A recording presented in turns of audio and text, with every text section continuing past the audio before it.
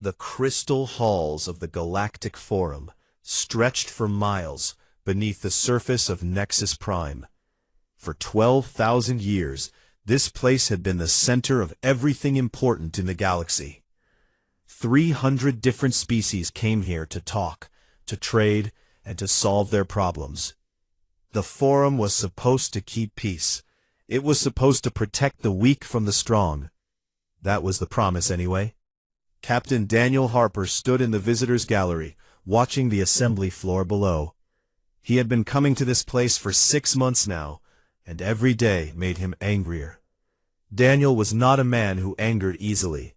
He had spent 20 years in the human diplomatic corps, always calm, always professional.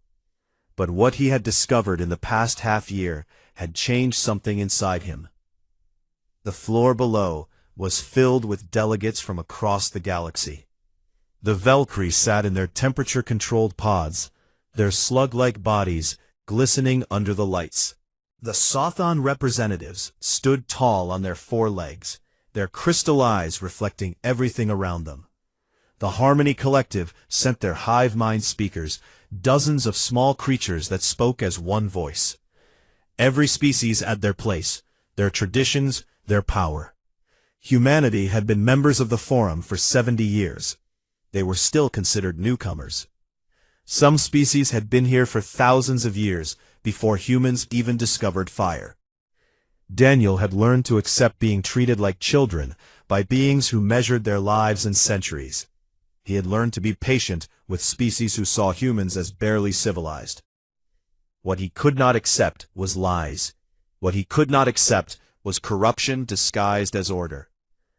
Ambassador Lisa Grant sat on the human bench below, reading through documents on her tablet. She was a small woman with gray hair and sharp eyes that missed nothing. She had been humanity's chief representative for 15 years.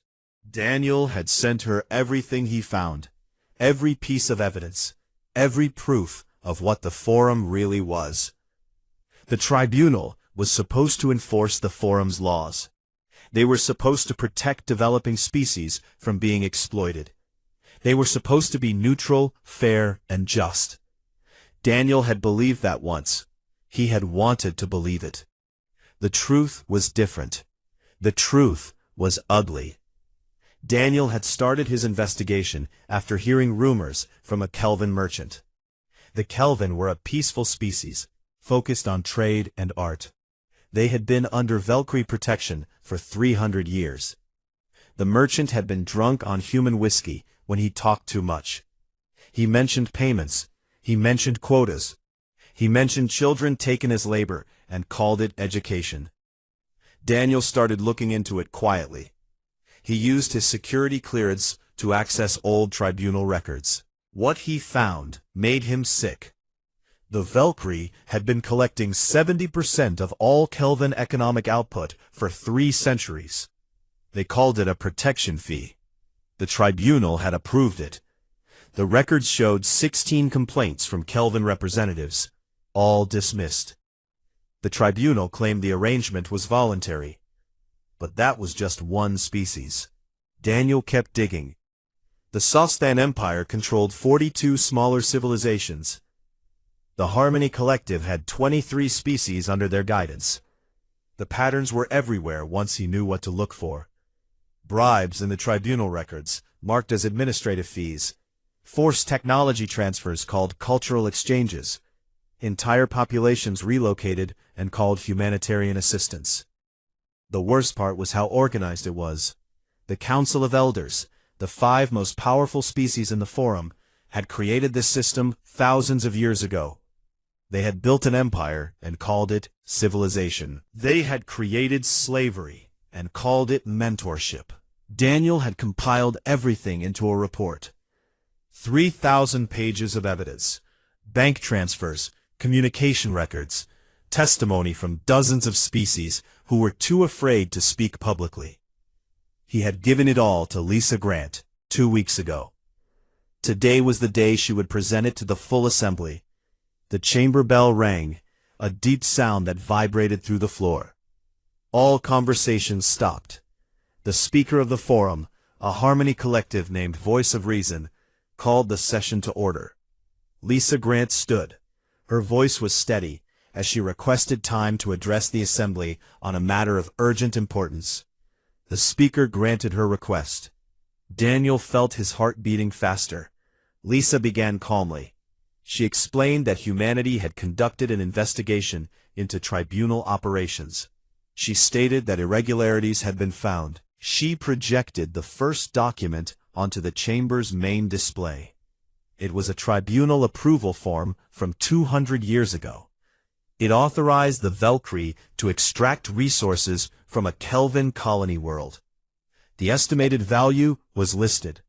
The percentage given to the tribunal members who approved it was listed right below it. The chamber went silent. Not the good kind of silent, where everyone was listening. The bad kind, where everyone was holding their breath. Lisa continued. She showed transfer records. She showed communications between tribunal members discussing which species to approve for exploitation and which to protect, based on political favors. She showed classified reports that proved the tribunal knew about atrocities and chose to ignore them. Daniel watched the faces in the chamber. Some species looked shocked. Others looked away. The Valkyrie representative was perfectly still. The Sosthan delegates whispered among themselves. The Council of Elders sat in their raised platform at the front of the chamber. Elder Jarn, a being that looked like living stone, finally spoke. His voice was deep and ancient. This assembly will not be disrupted by unfounded accusations from a species barely a century removed from planetary warfare, Jarn said. Humanity presumes to lecture civilizations that built the foundations of galactic society while your world was still cooling from its formation. These documents are taken out of context. These accusations are born from misunderstanding our complex systems of governance. Lisa Grant did not raise her voice. She did not need to. We understand perfectly well, she said. We understand that this forum has become a tool for the powerful to control the weak. We understand that the tribunal serves not justice, but the interests of those who pay them. We understand that humanity was invited to join this institution not as equals, but as another species to be eventually brought under control. She paused, looking around the chamber. We came here believing in the promise of the Galactic Forum. We believed in cooperation between species. We believed in justice and fairness. We were wrong. Daniel saw what was coming. He had known this moment would arrive, when Lisa had called him the night before. She had asked him if he was sure, if he really believed there was no saving this institution. He had told her the truth. Some things were too broken to fix. Effective immediately, Lisa Grant said, her voice carrying to every corner of the vast chamber. Humanity withdraws from the Galactic Forum. We will no longer participate in this assembly. We will no longer recognize tribunal authority. We will no longer contribute resources to an organization built on oppression. No species had ever left the forum voluntarily. Membership was supposed to be forever. The idea of leaving was unthinkable. Elder Jarn stood, and for the first time, Daniel heard something like fear in his voice. You cannot simply leave. There are procedures, there are treaties, there are obligations. Lisa Grant was already walking toward the exit. The entire human delegation stood and followed her. Daniel left the gallery and met them in the corridor outside. Is it done? He asked. Lisa nodded. It's done. Behind them, they could hear the chamber erupting into chaos. Species were shouting. The speaker was calling for order. The council was demanding the humans' return. But the human delegation kept walking. They walked out of the crystal halls, out of the forum complex, and onto their shuttle. Within hours, they would be off Nexus Prime. Within days, every human representative would be recalled from forum territories. The galaxy had watched in confusion as humanity presented evidence of corruption. Now, the galaxy watched in shock as humanity simply walked away. What they did not yet understand was that the real terror was still to come. Because humanity had not just left. They had shown every other oppressed species in the galaxy that leaving was possible. And that changed everything. The first week after humanity left, the Forum tried to pretend nothing had changed. Delegates still gathered in the crystal halls. The tribunal still heard cases. The Council of Elders still issued pronouncements about galactic stability. But everyone could feel the difference. It was like a song with missing notes. Commander Jake Sullivan stood on the observation deck of the medical station orbiting Kelvin Prime. He had been the director of this facility for 5 years. Below him, the planet glowed blue and green. Every day, thousands of patients from dozens of species came here for treatment. The humans had built this station. The humans ran it. The humans paid for everything. Now he had orders to shut it down. "How many patients do we have currently?" Jake asked his assistant, a young woman named Katie Morris. Katie checked her tablet. 2,347. Another 800 scheduled to arrive this week. Most of them are Kelvin, but we have patients from 19 other species. Jake nodded slowly. "Start contacting them. Tell them we are ceasing operations in 30 days. Transfer as many as we can to local facilities. For the rest, we will provide transportation to Forum medical centers." Katie looked troubled. "Sir, the Forum facilities charge fees. Most of these patients cannot afford treatment there.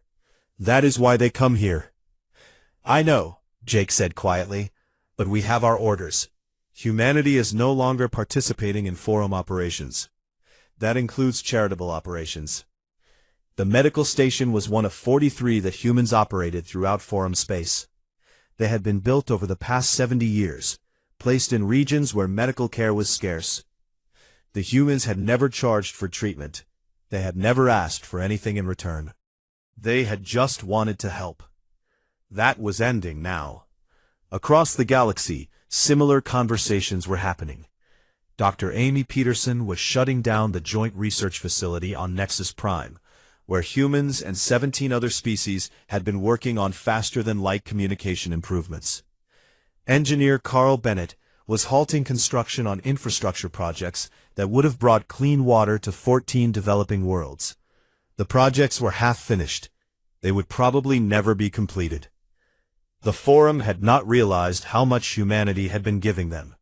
It had seemed natural somehow. The humans were rich. They had resources. They were generous. Nobody had stopped to think about what would happen if that generosity was withdrawn. The second week, the economy began to show cracks. Captain Nicole Wright commanded a human merchant fleet, 20 cargo ships that ran regular routes between Earth and the outer colonies. Her ships also carried goods for other species, connecting trade networks across vast distances. She charged fair rates. Sometimes she carried emergency supplies for free. Now she received new instructions from Earth. Continue commercial operations, but only on a bilateral basis. No more participation in Forum trade agreements. No more using Forum way station facilities. No more following Forum trade routes that required paying access fees to species that controlled key jump points. Nicole looked at the route map on her screen. Half her regular stops were inside Forum territories that charged human ships transit fees. Those fees had always been reasonable. Humanity had never complained. They had paid them as part of being good Forum members. "Plot new routes," Nicole told her navigator, a man named Sam Peterson. "Avoid all Forum-controlled space where possible. Where it is not possible, we will pay transit fees, but we will not carry cargo for Forum members." Sam studied the map. "That is going to add weeks to some routes, and we are going to have to drop about 60% of our regular customers." "I know," Nicole said. "Send them a message. Polite but clear. Humanity will continue trading with any species on an individual basis, but we will not participate in Forum-sanctioned trade networks anymore." The impact was immediate. Human trade routes had connected distant parts of the galaxy. A merchant from the Harmony Collective might send goods through human ships to reach the Outer Rim, saving months of travel time. Those connections were being severed. But it was not just trade. It was everything. The Forum operated on a system of complex translation technology. With 300 species speaking thousands of languages, communication had always been a challenge. Humans had contributed their artificial intelligence systems to improve translation accuracy. Human linguists had spent decades creating better translation databases. Now those systems were being withdrawn. The AI cores were removed from Forum facilities. The linguists were recalled. Translation quality dropped overnight. Misunderstandings increased. Disputes that would have been easily resolved became conflicts. Ambassador Victor Chen of the Harmony Collective was one of the first to recognize the crisis. He had worked closely with humans for 20 years. He considered many of them friends. He had been shocked by their withdrawal, but he had assumed it was an emotional reaction. He thought they would cool down and return within a few months.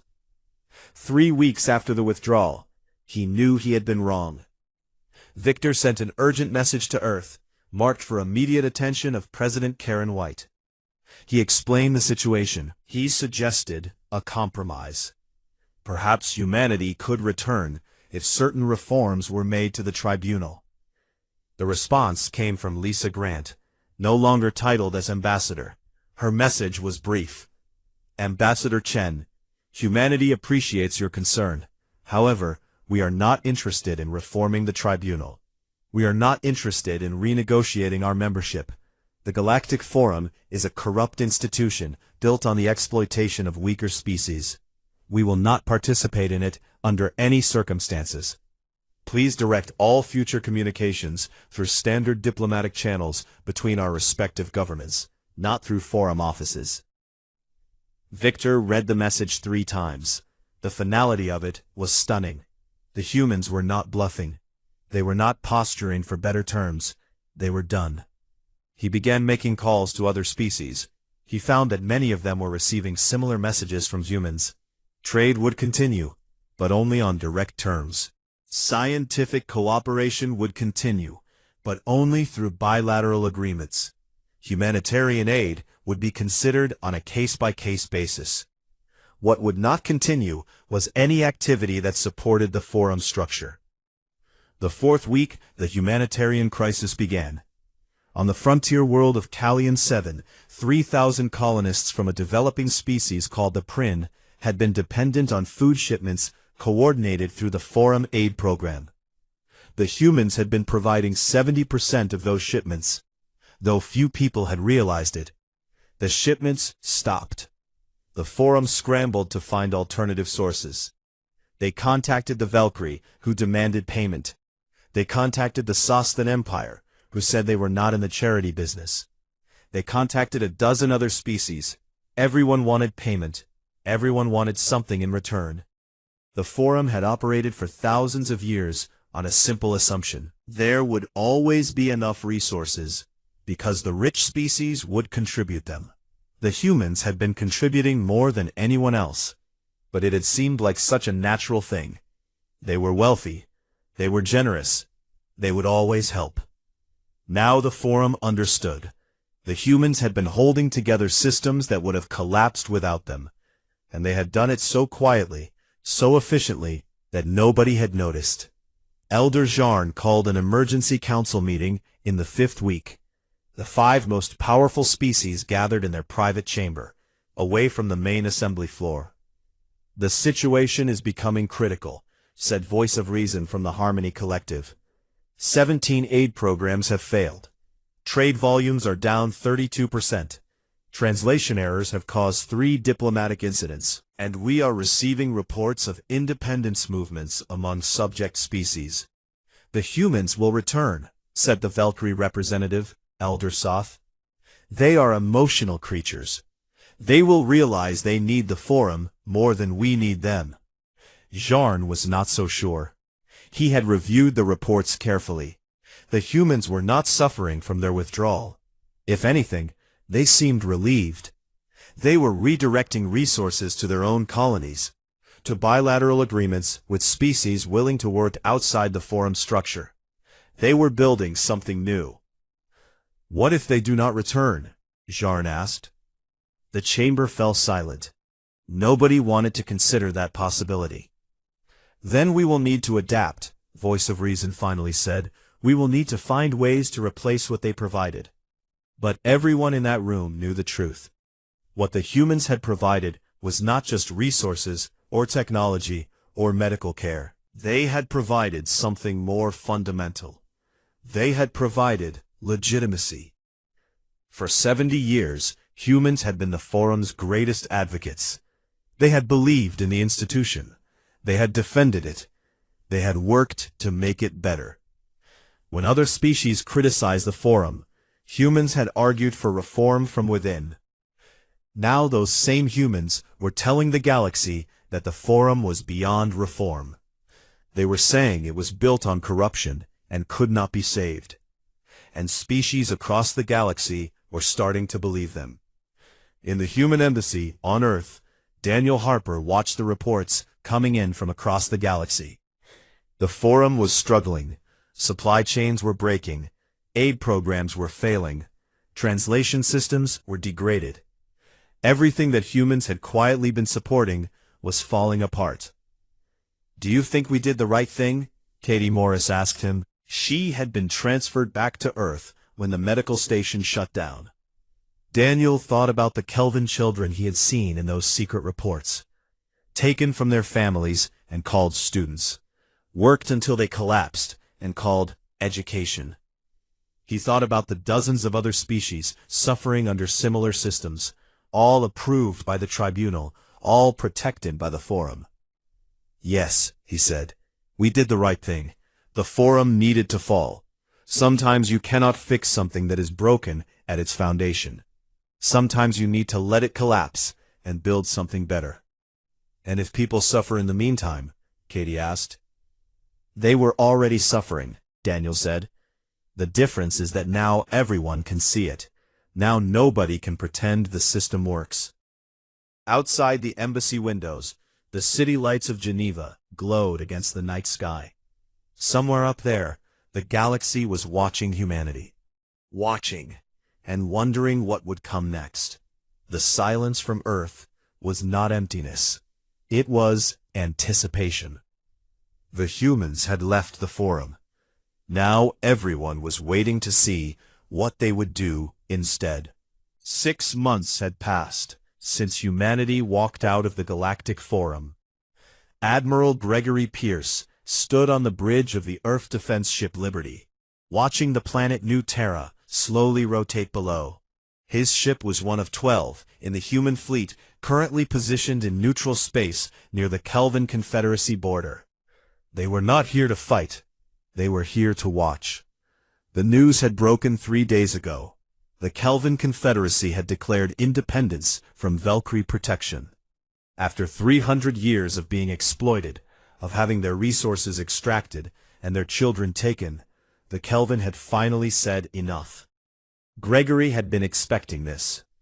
Daniel Harper had been sharing the evidence of foreign corruption with other species for months now.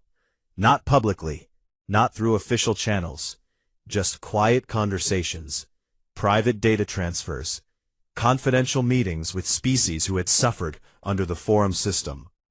The Kelvin had been first on the list. They had the most to gain and the least to lose. Their economy had been hollowed out by Valkyrie exploitation. Their population was angry. They had nothing left to take. "Sir, we are detecting Valkyrie ships entering the system," his tactical officer, Lieutenant Commander Susan Blake, reported. 12 warships, destroyer class. Gregory nodded. "Expected. Make sure all our sensors are recording. I want full documentation of everything that happens here." The Valkyrie were not going to let their prize colony go without a fight. The Kelvin were valuable. 3 centuries of infrastructure built on Kelvin labor. Mining operations that extracted rare minerals from Kelvin worlds. A captive market for Valkyrie goods. But the Valkyrie also knew that humanity was watching. That changed the calculation. On the planet below, the Kelvin leadership had gathered in their capital city. Professor Helen Morris, a human academic who specialized in interstellar law, had been advising them. She had helped them draft their Declaration of Independence. She had helped them understand their rights under the original Forum Charter, rights that had been ignored for centuries. Helen was not on New Terra. She was safely back on Earth, publishing her comprehensive report on Forum corruption. The document was 300 pages long and translated into 400 languages. It detailed systematic exploitation going back thousands of years. It named names. It provided evidence. It showed the galaxy exactly what the Forum really was. The report had gone viral across the galactic network. Billions of beings had downloaded it. Species that had been under Forum protection for centuries were reading about their own exploitation in clinical detail. Gregory watched his tactical display as the Valkyrie ships moved into position around Kelvin Prime. They were not attacking yet. They were posturing, trying to intimidate. "Sir, the Valkyrie fleet commander is broadcasting a message to the planet," Susan reported. "He is ordering the Kelvin government to rescind their declaration and submit to tribunal authority." "And the Kelvin response?" Gregory asked. Susan smiled slightly. "They told him to leave their system." The Valkyrie ships began running weapons drills, firing into empty space. It was a threat: submit or face bombardment. Gregory had seen this pattern before in the classified reports. The Forum had allowed this kind of intimidation for thousands of years. As long as the actual shooting stayed below a certain threshold, the tribunal called it internal security operations. "Open a channel to the Valkyrie flagship," Gregory ordered. A moment later, the Valkyrie commander appeared on the screen. He looked like a massive slug, his skin glistening with moisture. His translator rendered his speech into flat, emotionless English. "Human vessel, you are in Valkyrie-protected space. Depart immediately." Gregory kept his voice calm and professional. "Admiral Gregory Pierce of Earth Defense Forces. We are in neutral space, observing events in the Kelvin system. We have no intention of interfering in your operations." "Then why are you here?" "To watch," Gregory said, "and to record. Everything you do here will be documented and shared with the galactic community. We are simply ensuring transparency." The Valkyrie commander was silent for a long moment. Gregory could almost see him thinking. If they attacked the Kelvin now, humanity would have evidence. That evidence would spread across the galaxy. Other subject species would see what happened to those who tried to leave. But everyone would also see the Valkyrie using military force against an unarmed population. In the past, the Forum had looked the other way. Now, with humans actively spreading evidence of Forum crimes, every action would be scrutinized. "This is an internal matter," the Valkyrie commander finally said. "It does not concern humanity." "Everything concerns humanity now," Gregory replied. "We are no longer bound by Forum rules about non-interference. We will observe what we choose to observe. We will document what we choose to document. And we will share that documentation with anyone who wants to see it." The channel closed. Gregory watched as the Valkyrie fleet maintained position for another hour. Then, slowly, they began to withdraw. They left the system completely. "They backed down," Susan said, sounding surprised. "They had no choice," Gregory said. "They could not afford to give us footage of them bombarding civilian targets. Not now, not with the whole galaxy watching." Down on Kelvin Prime, celebrations erupted. For the first time in 300 years, they were actually free. But the Kelvin were just the beginning. 2 weeks later, the Sostan Empire faced a similar crisis. 3 of their subject species declared independence simultaneously. The Sostans were more aggressive than the Valkyrie. They sent military forces to all 3 systems. Colonel Ryan Brooks was ready. He commanded a small human observation force that had been positioned near Sostan space. When the Sostan fleet moved to attack the first breakaway species, Ryan made sure human ships were there, sensors recording everything. The Sostans did not back down as quickly as the Valkyrie had. They began orbital bombardment of military targets on the rebel world. Ryan broadcast everything live across the galactic network. Billions of beings watched as the Sostan Empire demonstrated exactly what happened to species who tried to leave.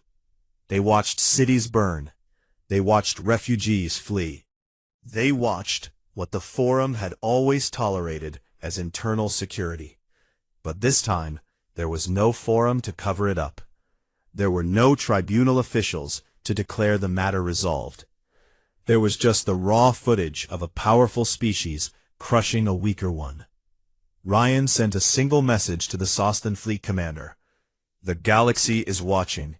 History will remember what you do here." The bombardment stopped. The Sostan Empire had just realized that they could not maintain their empire through force if every act of violence was documented and broadcast. Their economy depended on trade with other species. Their reputation mattered. Within a month, all three rebel species had successfully separated from Sostan control. The Empire had backed down rather than face complete diplomatic isolation. Across the galaxy, the news spread like wildfire. Subject species could leave their protectors. The Forum would not stop them. The Tribunal would not intervene. And humanity would make sure the whole galaxy watched any attempt at violent retaliation. By the end of the 7th month, 23 species had declared independence. The number kept growing. Elder Jarn sat in his private chambers on Nexus Prime, reviewing the reports. The Forum was losing control. The whole system was collapsing. Species that had been subjects for thousands of years were walking away. The Council of Elders called emergency meetings almost daily now. Everyone had suggestions: increase tribunal forces, offer reforms, promise better treatment, but nothing worked. The momentum had shifted. Voice of Reason from the Harmony Collective tried to be optimistic. This is a temporary crisis. Once the subject species realize they cannot survive without Forum protection, they will return. But Jarn knew better. He had been studying humanity for the past 6 months, trying to understand them. What he had learned terrified him. Humans were not just documenting Forum crimes. They were actively helping the breakaway species survive. Trade agreements were being signed between Earth and newly independent worlds. Human advisors were helping them establish governments. Human loans were funding their transitions to independence. Humanity was building an alternative to the Forum. They were doing it quietly, without grand announcements. But they were doing it. Katie Morris had been reassigned to the Earth Diplomatic Corps after the medical station closure. Her new job was coordinating humanitarian aid to newly independent species. She worked 18-hour days, connecting food shipments, medical supplies, and technical assistance to worlds that had just broken free from their protectors. "How many species are we currently assisting?" she asked her supervisor, a diplomatic officer named Ben Carter. Ben checked his files. "That number will probably increase next month. We have reports of 6 more species preparing independence declarations." Katie felt a sense of satisfaction. The Forum had controlled these species for centuries. They had extracted their wealth, suppressed their development, and called it protection. Now those same species were finally free. "What about the Forum?" she asked. "How are they responding?" "They are panicking," Ben said with a slight smile. "The Council keeps sending messages to Earth, asking for meetings. They want to negotiate. They want to understand what we want." "What do we tell them?" "Nothing," Ben said. "We are done talking to them. We are focused on building something better." That something better did not have a name yet. It was not an organization or an alliance.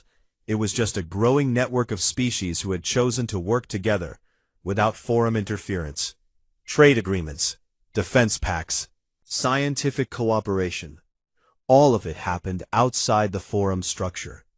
All of it happened between sovereign equals, not between protectors and subjects. Daniel Harper watched it all happening from his office in Geneva. The forum was dying. Not quickly, but inevitably.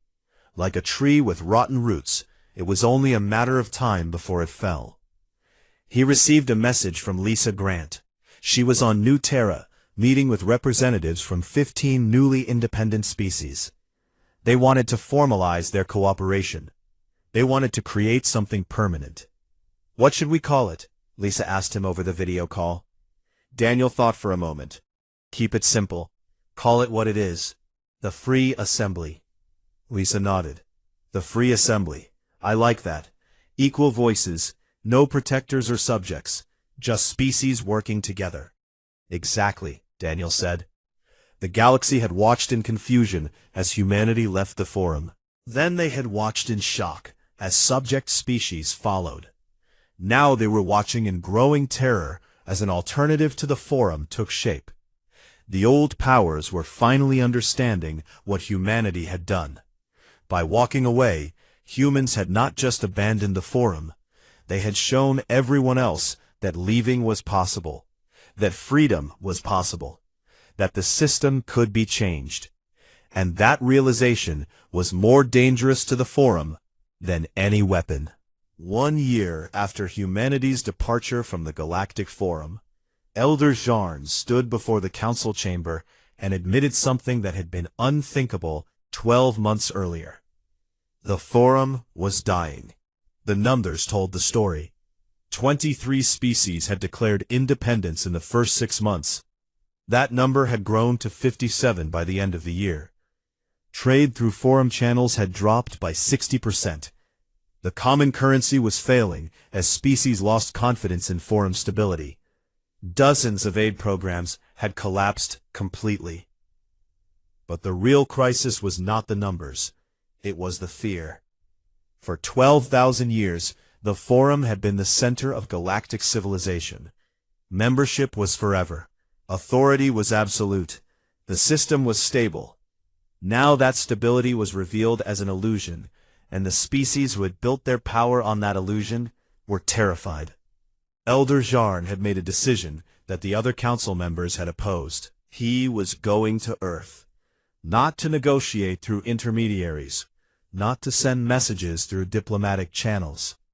He was going to meet with the humans directly and find out what they wanted. The other elders thought he was surrendering.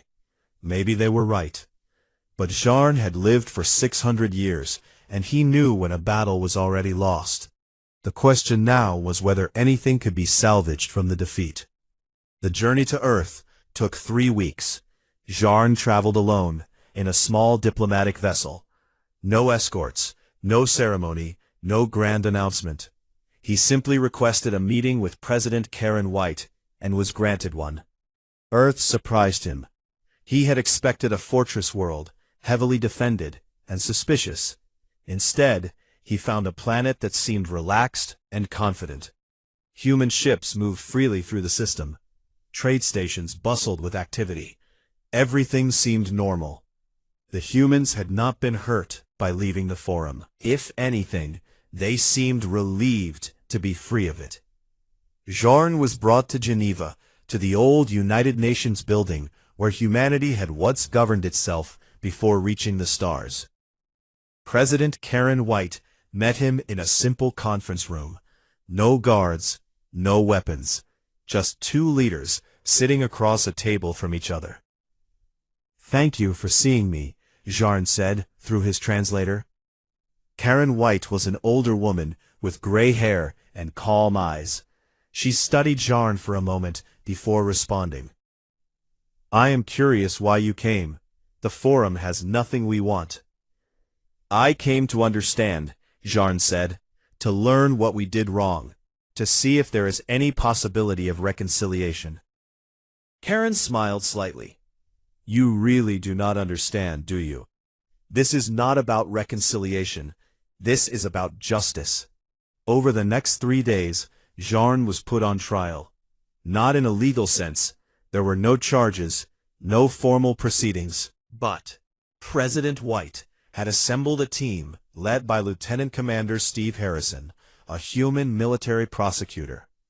They presented evidence of war crimes committed under forum authority, genocides ignored by the tribunal, economic exploitation that had impoverished entire species, slavery systems approved and protected by forum law. The evidence filled 3 full days of testimony. Jarn listened to it all. Some of it he had known about. Much of it he had suspected, but never confirmed. Some of it shocked even him. The humans had been thorough in their investigation. They had found things that had been buried for thousands of years. On the 3rd day, Karen White asked him a simple question. Why should we return to an institution built on oppression? Why should we give legitimacy to a system that has caused so much suffering? Jarn had no answer. Every argument he had prepared seemed hollow in the face of the evidence. The forum was guilty of everything the humans accused it of. There was no defense, no justification, no excuse. What do you want? Jarn finally asked. What would it take for humanity to forgive what has been done? Forgiveness is not ours to give, Karen said. We were not the victims. Ask the Kelvin about forgiveness. Ask the 42 species enslaved by the Sostans. Ask the millions who died while the tribunal looked away. Then what? Jarn asked. What happens now? Karen stood and walked to the window.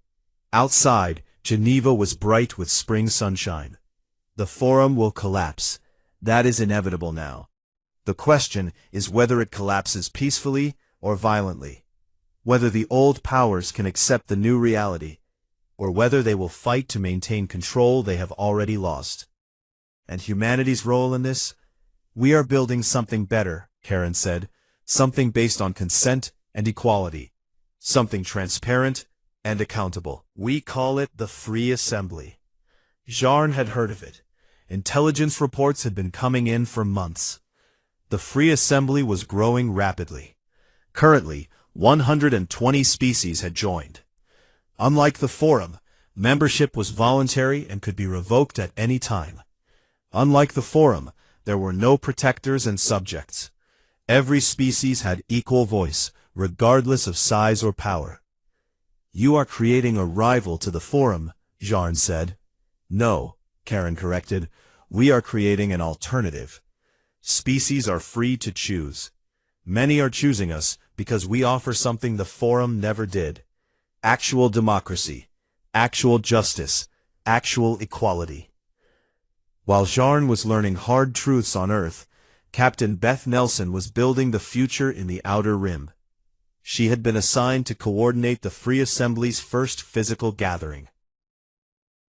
120 species were sending representatives to New Terra for a constitutional convention. Beth had spent months preparing. The logistics were complex. Different species had different environmental needs. Translation systems had to be perfect. Security had to be tight but not oppressive. Everything had to demonstrate that this new system would be different from the old one. The Constitutional Convention opened on schedule.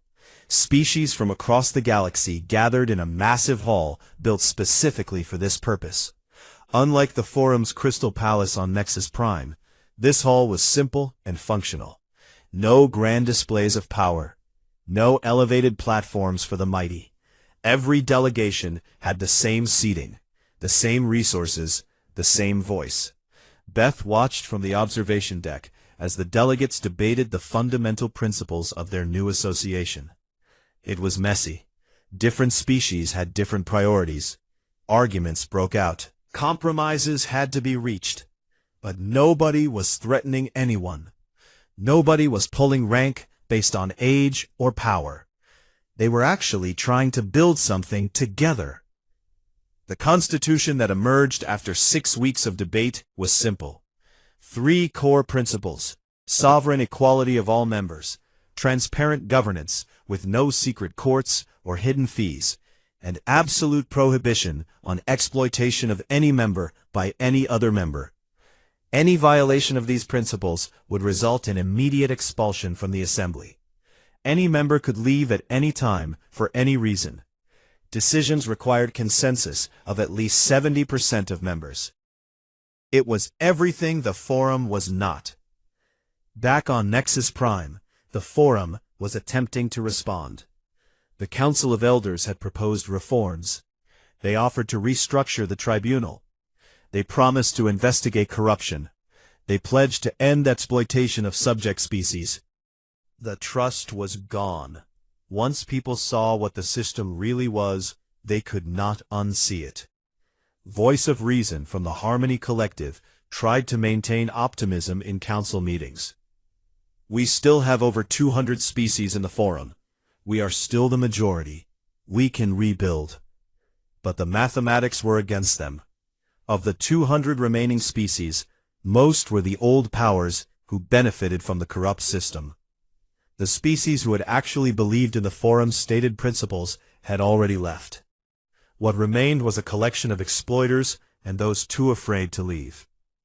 Elder Soth of the Valkyrie proposed a different approach. We should use military force, crush the free assembly before it grows stronger. Make an example of the humans. The chamber fell silent. Everyone knew this was suicide. Humanity had a formidable military. More importantly, any attack on the free assembly would unite its members. It would transform a loose association into a defensive alliance overnight. No, Jarn said when he returned from Earth. Military force is not an option. We have already lost. The question now is how we end this with dignity. The other elders stared at him. You surrender? Elder Soth asked incredulously. I recognize reality, Jarn replied.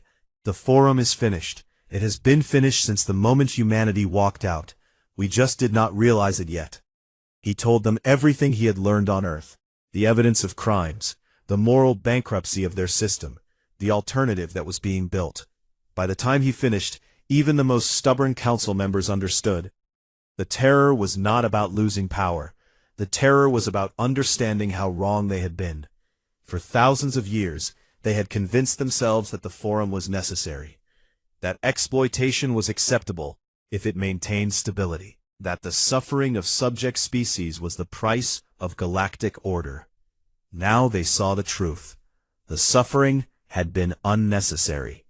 The exploitation had been chosen, not required. The system had been corrupt from its foundation, and they had all been complicit. Commander Jake Sullivan had returned to active duty after the medical station closure. He was now part of the Free Assembly's humanitarian coordination team. His job was helping newly independent species build their own medical infrastructure. It was harder work than running a Forum medical station. He could not just provide care. He had to teach these species to provide care for themselves. He had to help them build systems that would outlast any single donor. But it was better work, more meaningful, because he was not creating dependency. He was creating capacity. How many species have established independent medical systems? She was working in the same department now. Jake checked his records. 43 so far. Another 20 are in progress. It will take years to complete, but they will have real healthcare systems, not dependent on charity, not vulnerable to exploitation. Katie smiled. That is what we should have been doing all along. Yes, Jake agreed, but we could not do it within the Forum structure. The Forum needed dependent species. It needed recipients of charity who would be grateful and compliant. Real development, real independence, real equality. Those things threaten the system. So we had to destroy the system to help people, Katie said. Sometimes you do, Jake replied. As the year ended, the Free Assembly had grown to 187 members. The Forum had shrunk to 93. The crossover point had been passed. The Free Assembly was now the majority. Species began referring to Forum members as the Old Alliance. Some used less polite terms. The remnant of a failed system. The last holdouts of an unjust age. Elder Jarn knew what had to come next. The forum could not simply fade away. It had to formally end, dissolve with whatever dignity remained, give its members a clean path to move forward. He called for a vote. The Council of Elders would recommend that the full forum vote on dissolution, a clean end, an acknowledgement that their time had passed. Not everyone agreed. Some wanted to fight. Some wanted to maintain the pretense that the forum still mattered. But Jarn had the majority. The vote was scheduled. The terror the galaxy had felt was evolving into something else. Acceptance, understanding, perhaps even relief. The old order was ending. Something new was beginning. And while change was always frightening, this change felt like it might actually be better. Humanity had shown the galaxy that walking away from injustice was possible. Now the galaxy was learning that building something better was possible too. The question was whether the old powers could accept their role in the new order. Not as rulers, not as protectors, just as equals among equals. That would be the final test. 3 years after humanity walked out of the crystal halls of the Galactic Forum, Elder Jarn stood before the near-empty chamber one final time. Only 43 species remained in the forum. The vast hall that had once held 300 delegations now echoed with emptiness. The other species had not been expelled. They had simply left. One by one, over the course of 3 years, they had walked away. Some joined the Free Assembly immediately. Others remained independent for a while, unsure of what to do.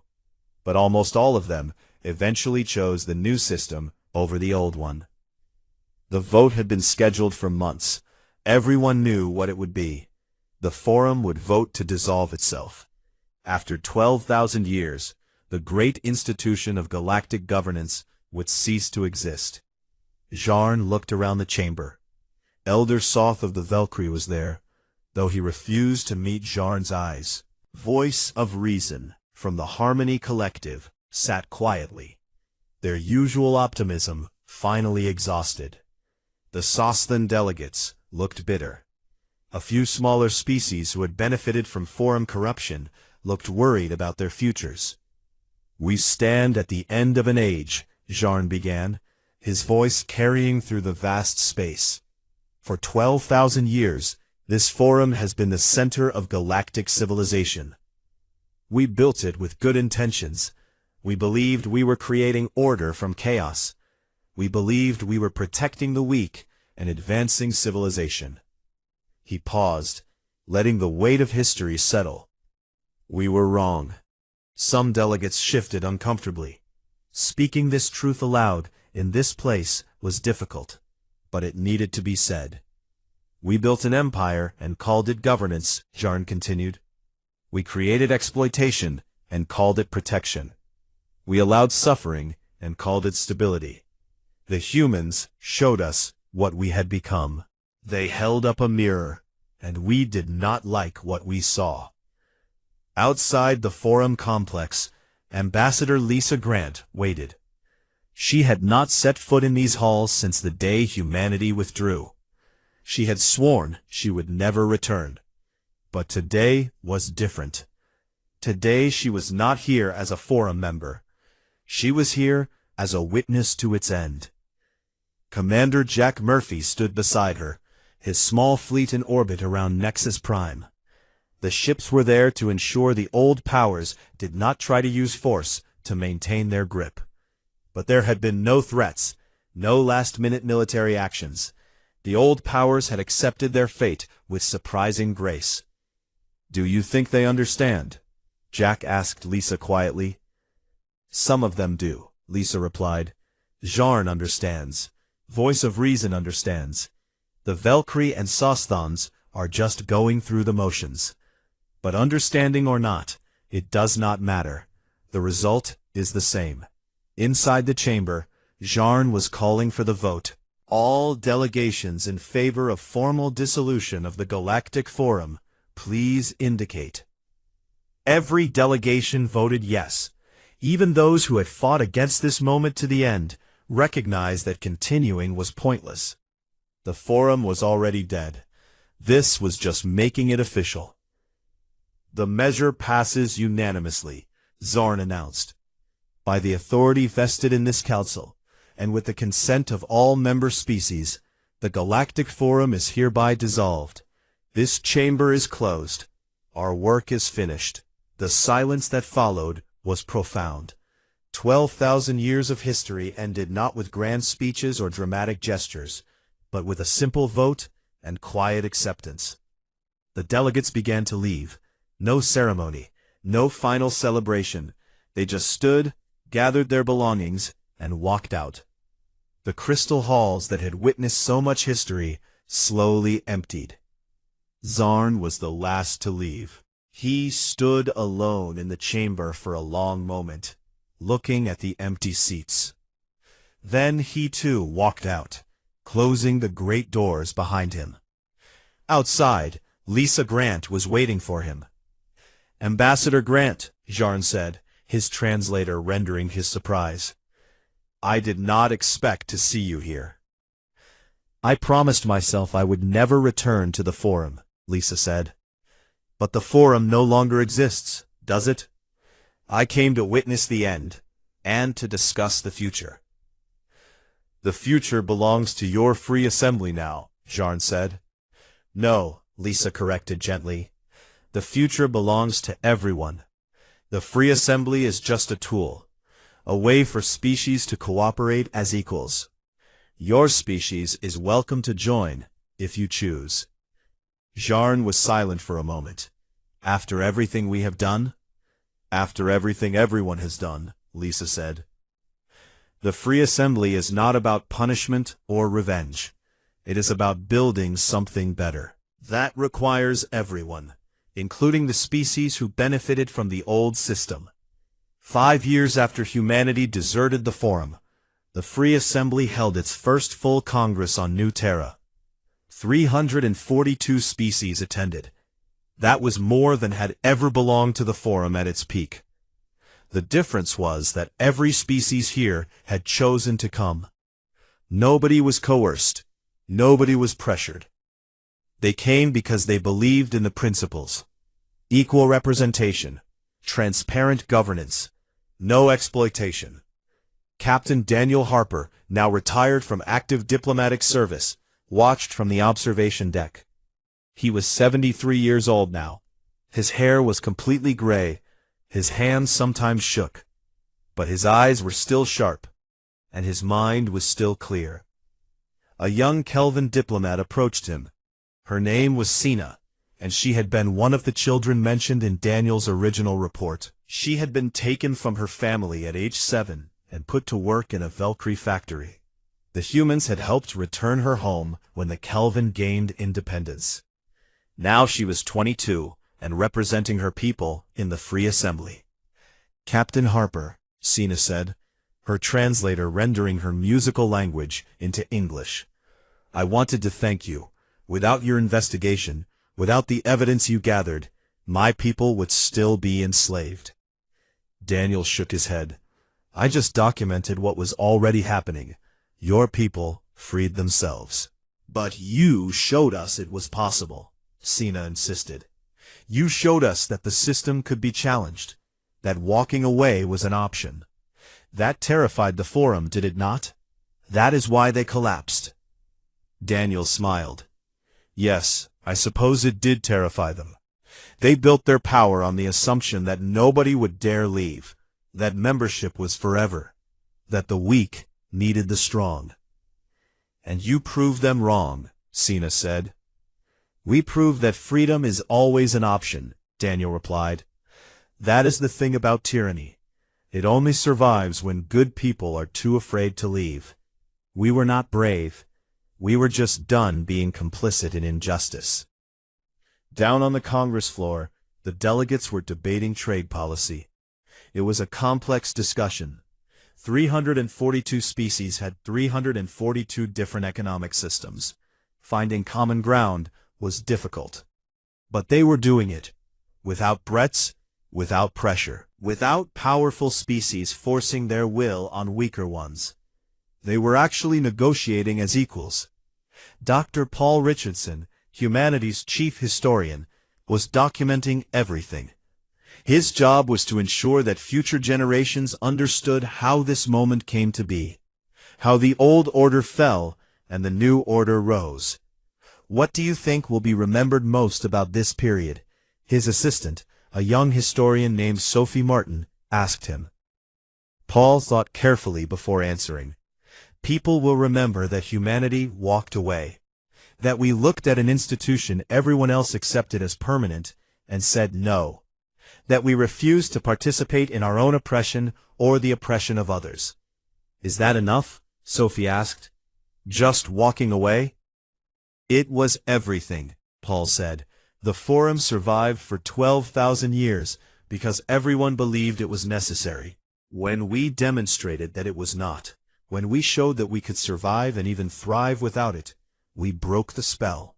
We showed other species that they did not need to accept exploitation as the price of stability.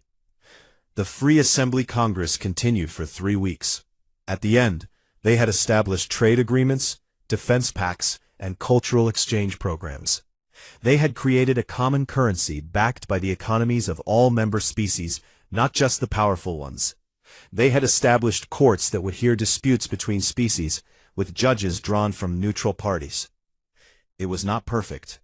There were arguments and disagreements. Some species wanted more centralized authority. Others wanted complete independence. Compromises had to be reached, but it was democratic. It was transparent. It was accountable. And it was fundamentally different from what had come before. Elder Jarn had chosen to attend the Congress as an observer. His species had not yet joined the Free Assembly. They were still deciding, still processing their fall from power, still learning to think of themselves as equals rather than rulers. On the final day, President Karen White invited him to a private meeting. They met in the same conference room where they had first talked 5 years earlier. Have you decided? Karen asked. Will your species join us? I believe we will, Jarn said, though it is difficult for my people. We are used to being in charge. Being just another voice among hundreds is humbling. Good, Karen said simply. Humility is important. The Forum fell because the powerful forgot how to be humble. They forgot that their power came from the consent of others, not from some inherent right to rule. You could have taken revenge, Jarn said. When the Forum collapsed, humanity could have seized control. You had the military force. You had the economic power. You could have built your own empire. We could have, Karen agreed, but that would have just recreated the problem. The issue was never who was in charge. The issue was the idea that anyone should be in charge, that any species should have power over others without their consent. So you built a system without rulers, Jarn said. We built a system where everyone rules together, Karen corrected, where power is shared and distributed, where no single species can dominate. It is messier than the old way. It is slower. It is less efficient. But it is more just. Jake Sullivan had been appointed to head the Free Assembly's development agency. His job was coordinating assistance to species that were still building their infrastructure after breaking free from Forum control. It was exhausting work. He traveled constantly. Every species had different needs. Every situation required custom solutions. There was never enough time or resources. But it was better than running a charity medical station had been. Because he was not just treating symptoms.